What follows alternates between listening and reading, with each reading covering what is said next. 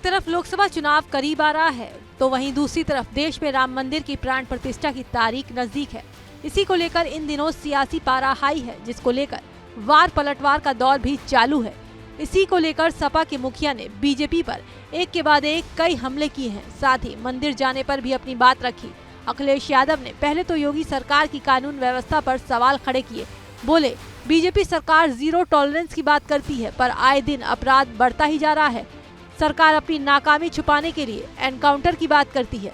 जो आंकड़े बताते हैं एनसीआरबी के, जब से बीजेपी की सरकार दिल्ली में आई है 1 लाख किसानों ने आत्महत्या की है।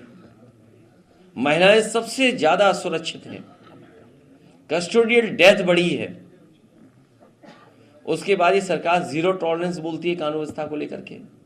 आए दिन घटना हो रही है और अपनी नाकामी छिपाने के लिए एनकाउंटर्स, अपनी नाकामी छिपाने के लिए जो भ्रष्टाचार हो रहा है उसको जीरो टॉलरेंस बोल रहे हैं करप्शन के लिए। वहीं अखिलेश यादव ने बीजेपी सरकार की नीतियों को बिस्किट जैसा बताया। कहा, बीजेपी वालों ने बिस्किट कंपनी से सीखा है, पैकेट पे बिस्किट कम कर दिए पर अपना मुनाफा कम नहीं होने दिया। बीजेपी ने किसानों को लूटने का काम किया। भारतीय जनता पार्टी ने पार्ले जी बिस्किट पैकेट से सीखा है महंगाई बढ़ाना। पार्ले जी बिस्किट पैकेट ने अपना मुनाफा कम नहीं होने दिया और बिस्किट कम करते चले गए पैकेट में। ये बीजेपी सरकार भी किसानों से लूटने का काम कर रही है। कभी 45 रुपए की, अब 40 की, और सरकार बना ले जाएंगे तो हो सकता है 35 की कर दें ये बोरी। पैसा उतना ही वसूलेंगे।